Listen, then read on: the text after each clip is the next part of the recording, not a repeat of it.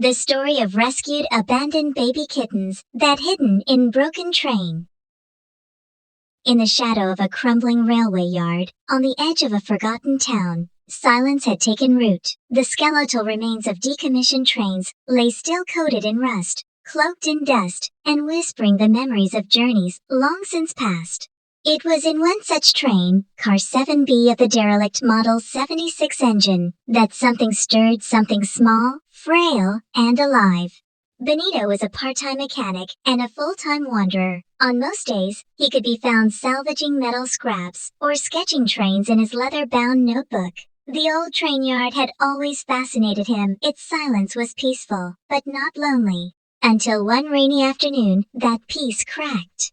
It was faint at first. A mule, then another, not the cry of a bird or rodent, but the unmistakable whimper of something desperate. Benito stopped mid-step near the twisted remains of Car 7B, and tilted his head. The sound came again, desperate, muffled, inside the car.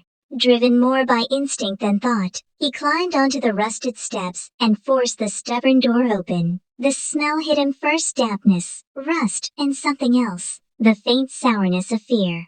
Flashlight in hand, he scanned the shadows. Then, under a torn bench seat, he saw them. 5 tiny kittens, eyes barely open, huddled together in a shredded nest of insulation and chewed wire. One lifted its head and let out a weak, pitiful cry. They were starving, freezing, alone. And they were too young to survive another night. The rescue! Benito didn't hesitate. He pulled off his jacket and gently gathered the kittens, cradling them against his chest for warmth. One of them was limp, barely breathing. The smallest, an orange tabby with soot-smudged fur, trembled in his palm. Back at his garage, Benito transformed an old laundry basket into a makeshift incubator with towels and a hot water bottle. He called the local vet, Dr. Lila Norwood, who rushed over despite the rain and late hour. "These kittens can't be more than 10 days old," she said as she examined them. "Without their mother, they wouldn't have made it through the night." "Will they survive?" Benito asked, his voice hushed.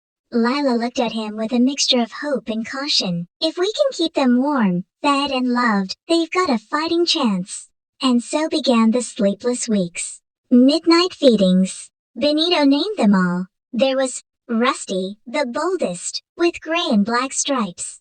Cinders, the orange tabby, the runt of the litter. Whistle, pure white, always the loudest. Coal, pitch black with curious eyes. Tinker, patchy and mischievous. Every 2 hours, day and night, Benito fed them with kitten formula through tiny syringes. They slept curled against warm bottles or in the crook of his arm. Music played softly in the garage, and sometimes Benito read them train stories, his voice low and rhythmic. The kittens began to grow. Cinders, who had once seemed too weak to survive, was the first to open her eyes fully. Rusty climbed everything in sight. Whistle learned to purr. Tinker once got stuck in an empty oil can. And Cole became Benito's shadow. The search for their mother. As the kittens grew stronger, Benito couldn't shake the question, where was their mother? He returned to the broken train car, searching nearby areas. Behind the car, beneath a collapsed signal tower, he found her. She was gone, likely crushed during a storm, her body half hidden in mud and debris. The mother cat had made her final journey to hide her babies, where she thought they'd be safe. Benito knelt beside her, removed his cap, and whispered, "They're okay, I promise." He buried her beneath the tree line and marked it with an old rail spike. New homes. When the kittens turned 8 weeks old, the vet declared them strong and healthy. Word of the rescue had spread across town, and people began calling, hoping to adopt one of the train kittens. Rusty and Tinker went to a retired conductor who lived near the tracks. Whistle found a home with a music teacher. Cole, ever the quiet observer, was adopted by Lila, the vet. But Benito kept Cinders.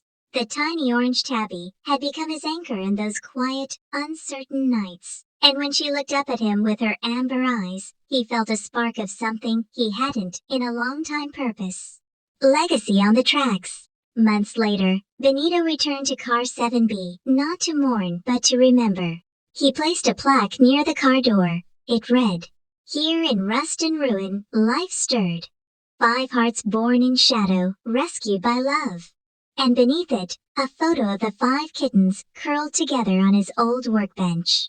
As the seasons changed and wildflowers overtook the rails, the old train yard was no longer a place of echoes and abandonment. It became a quiet shrine to survival, compassion, and the small lives that had made a forgotten place feel alive again.